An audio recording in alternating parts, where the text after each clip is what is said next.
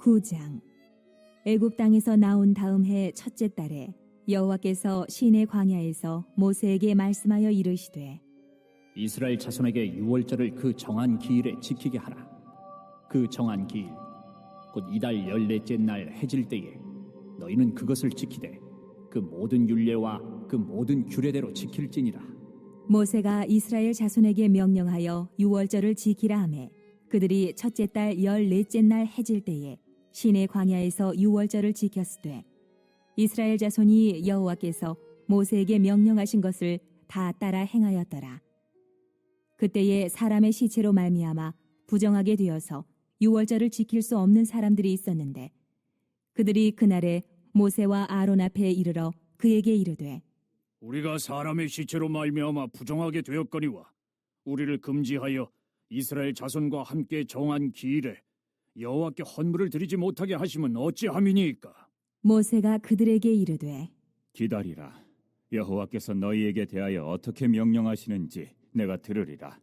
여호와께서 모세에게 말씀하여 이르시되 이스라엘 자손에게 말하여 이르라.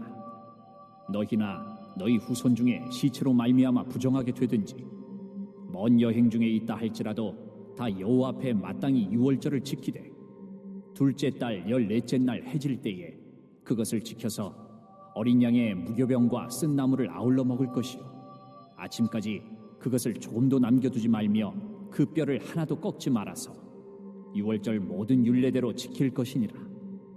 그러나 사람이 정결하기도 하고 여행 중에도 있지 아니하면서 유월절을 지키지 아니하는 자는 그 백성 중에서 끊어지리니 이런 사람은 그 정한 기일에 여호와께 헌물을 드리지 아니하였은즉 그의 죄를 담당할지며 만일 타국인이 너희 중에 거류하여 여호와 앞에 유월절을 지키고자 하면 유월절 율례대로 그 규례를 따라서 행할지니 거류민에게나 본토인에게나 그 율례는 동일할 것이니라.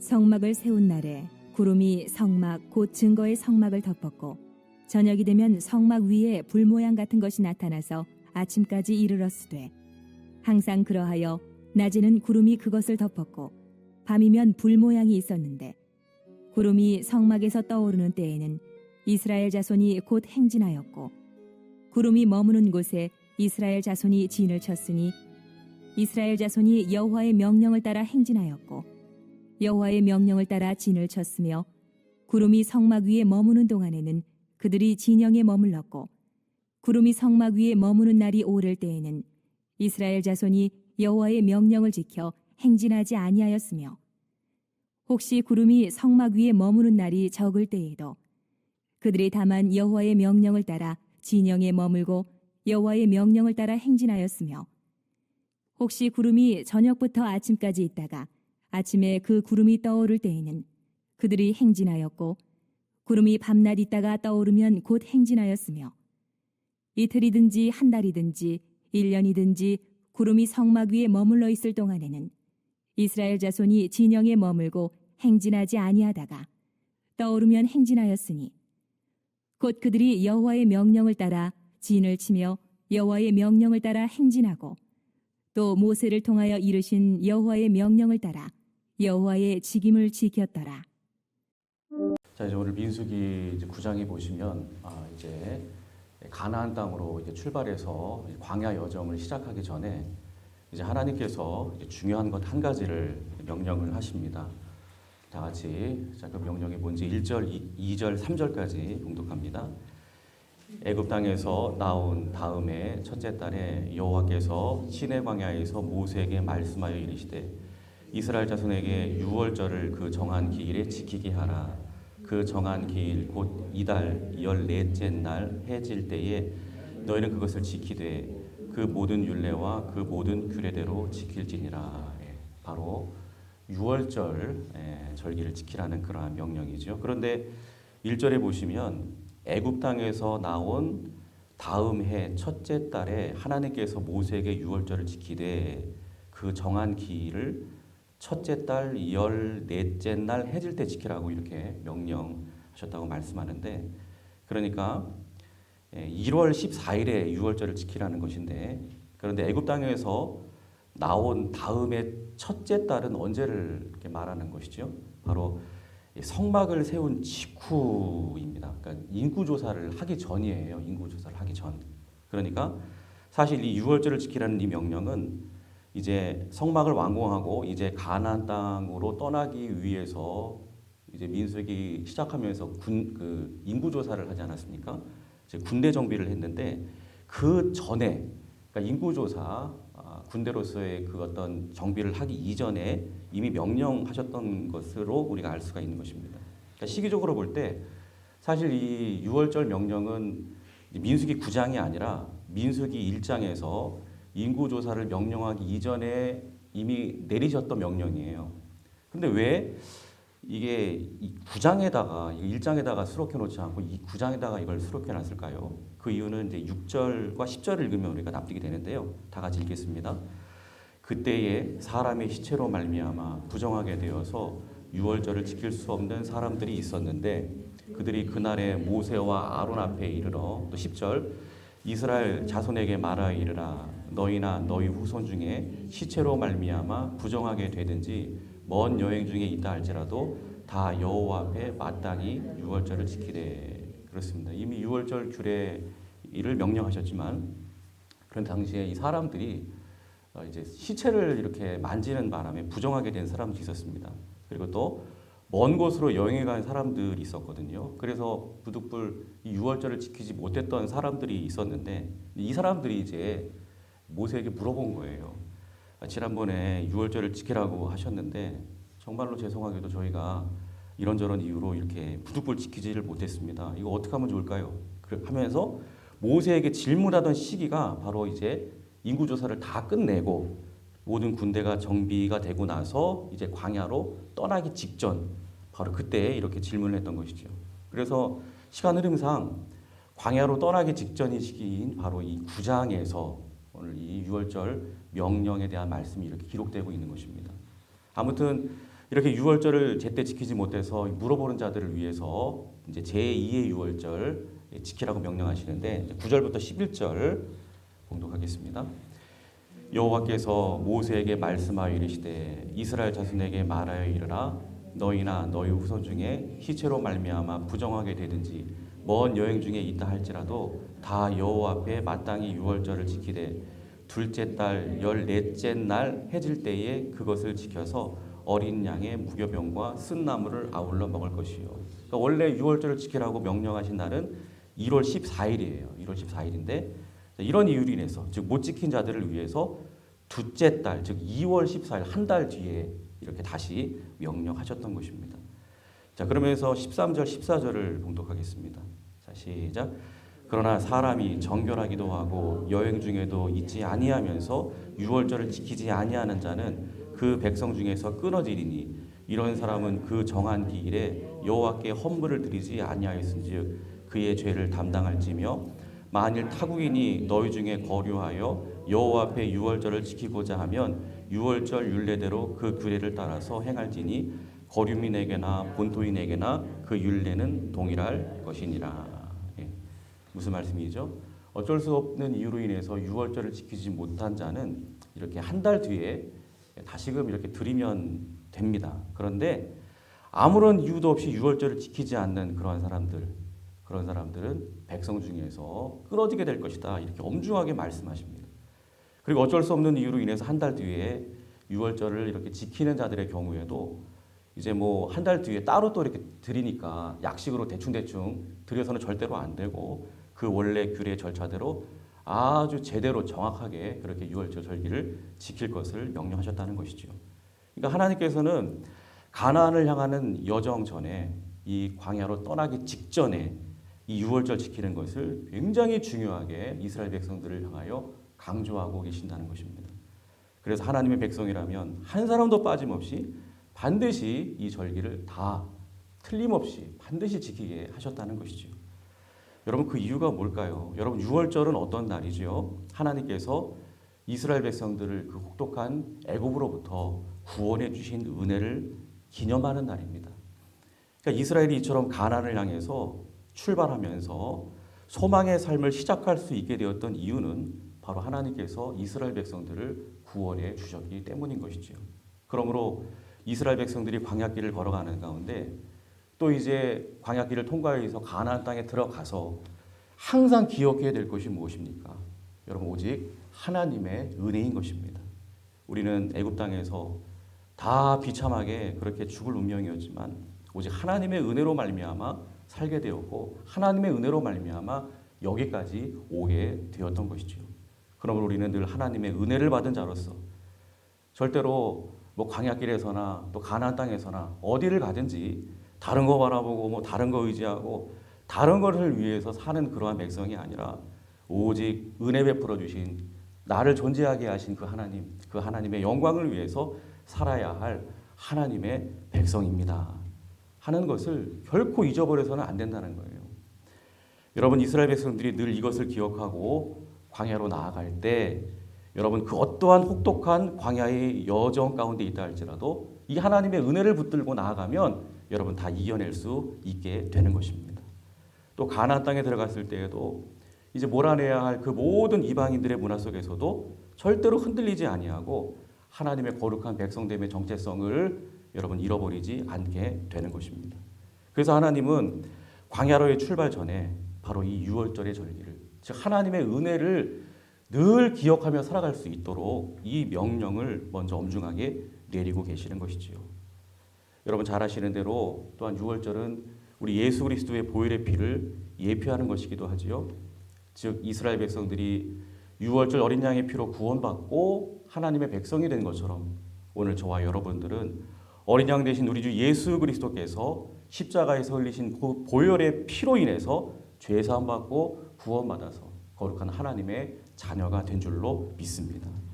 그러므로 축복의 땅 가나안 땅을 향하여 이 소망의 길을 떠난 이스라엘 백성들처럼 우리는 영원한 가나안 땅, 저 천국을 향해서 오늘도 소망의 길을 나서고 있는 천국 백성들인 것이지요. 여러분 오늘도 그 축복의 땅을 향해서 우리는 인생의 여정을 걸어갈 때에 여러분 다른 거는 다 잊어버려도 나를 위해 피 흘려주시고 죽어마땅한 나를 살려주신 우리 예수님, 오직 우리 예수님 늘 생각하면서 또 그분과 늘 동행하면서 우리 주님의 은혜에 보답하고자 하는 그런 열정으로 오늘도 인생의 이 광야길 걸어가시기를 주님의 이름으로 축복합니다. 어떤 상황 속에서도 우리 주님을 항상 잊지 말고 우리 예수님 항상 잊지 말고 그렇게 나아가면 어떤 상황이 우리 삶 가운데 벌어진다라고 할지라도 우리는 절대로 당황하지 아니하고 방황하지 아니하고 하나님의 자녀로서 늘 기쁨으로 승리하게 될 줄로 믿습니다. 자, 이제 이런 은혜를 이제 이어지는 15절부터 보시면은 우리가 다시 한번 확인할 수가 있는데, 자, 15절을 다 같이 봉독하겠습니다. 자, 시작. 성막을 세운 날에 구름이 성막 곧 증거의 성막을 덮었고 저녁이 되면 성막 위에 불 모양 같은 것이 나타나서 아침까지 이르렀으되 항상 그러하여 낮에는 그 구름이 그것을 덮었고 밤이면 불 모양이 있었는데. 자, 이제 출애굽기 마지막 부분에서 우리가 이미 살펴본 대로 이스라엘 백성들이 이제 성막을 완공해서 이제 하나님께 봉헌할 때에 하나님께서 어떻게 하시죠? 완공된 성막에 친히 임재하시고 이제 이스라엘 백성들과 동행하시게 됩니다. 그리고 성막에 임재하셔서 이스라엘 백성들과 동행하시면서 그들을 항상 함께하면서 보호하시겠다는 그러한 상징으로서 우리 하나님께서 어떤 표적을 보여주시죠. 그게 뭐죠? 바로 구름 기둥과 불 기둥이었다는 것이죠. 그래서 15절, 16절 말씀대로 낮에는 구름 기둥이 항상 성막 위에 그렇게 머물게 있게 하셨고 또 밤에는 불 기둥이 성막 위에 항상 머물러 있게 하셨던 것입니다. 그리고 하나님은 이동할 때가 되면요, 낮에 성막 위에 하루 종일 머물러 있던 그 구름 기둥을 통해서 이스라엘 백성들을 친히 인도하셨죠. 즉 성막 위에 머물렀던 구름이 이제 움직이기 시작하면 그러면 그들은 그 구름을 따라서 행군을 시작해야 하는 것입니다. 17절 상반절을 다 같이 봉독합니다. 구름이 성막에서 떠오르는 때에는 이스라엘 자손이 곧 행진하였고, 그렇죠? 그런데 때로는 광야 행군을 하다 보면요, 막 좋은 곳을 이렇게 지나갈 때가 있어요. 막 야자수가 드리워진 아주 시원한 오아시스 뭐 그런 곳을 이렇게 지나갈 때가 있겠죠. 그러면 이제 야 이런 곳에다가 진을 치게 되면 참 좋겠다. 그래서 이제 실제로 그런 곳에 진을 치게 되면 이스라엘 백성들이 어떤 마음을 갖겠습니까? 너무 좋으니까 이런 곳이라면 좀 더 오래오래 머물고 싶은 그러한 마음이 간절했을 것입니다. 그러나 그럼에도 불구하고 성막 위에 구름이 이제 떠올라 앞서가기 시작하면 어떻게 해야 됩니까? 아쉬워도 더 있고 싶어도 곧바로 다 챙겨야 돼요. 성막도 걷고 전부 다 챙겨서 이제 구름을 따라 또 떠나야 되는 것이죠. 자, 20절을 봉독하겠습니다. 그 말씀을 하고 있죠. 시작. 혹시 구름이 성막 위에 머무는 날이 적을 때에도 그들이 다만 여호와의 명령을 따라 진영에 머물고 여호와의 명령을 따라 행진하였으며 그렇습니다. 또 광야 행군을 하다 보면은 그늘 한 점 없는 황량한 황무지를 만날 때도 있을 거예요. 그럴 때는 어떻습니까? 정말 힘들다 이곳에 있는 거는. 제발 이런 곳에다가는 진을 치지 않았으면 하는 마음이 간절하겠죠. 그럼에도 불구하고 머물기 싫은 곳이라고 할지라도 구름이 그곳에 딱 멈추면 어쩔 수 없습니다. 또 그곳에 짐을 풀어야 돼요. 또 거기에 머물러야 됩니다. 17절 하반절에 그 얘기를 하고 있죠. 구름이 머무는 곳에 이스라엘 자손이 진을 쳤으니. 또 이런 경우에는 힘드니까 빨리 그곳에서 떠나고 싶을 거예요. 그러나 구름이 움직이지 않으면 그들 역시 움직일 수 없었습니다. 22절에 보니까 우리 같이 읽어보겠습니다. 시작. 이틀이든지 한 달이든지 1년이든지 구름이 성막 위에 머물러 있을 동안에는 이스라엘 자손이 진영에 머물고 행진하지 아니하다가 떠오르면 행진하였으니. 그렇습니다. 이렇게 구름이 뭐 이틀이든지 한 달이든지 뭐 1년이든지 구름이 성막 위에 머물러 있는 동안에는요, 이스라엘 백성들 역시 꼼짝없이 그 진에 머물러 있어야 했다는 것이죠. 그리고 제발 구름이 움직여주기만을 간절히 기대하면서 인내했다는 것입니다. 그렇습니다. 결국 이스라엘 백성들은요, 구름보다 앞서서도 안 되고요, 또 구름보다 뒤처져서도 안 되는 것입니다.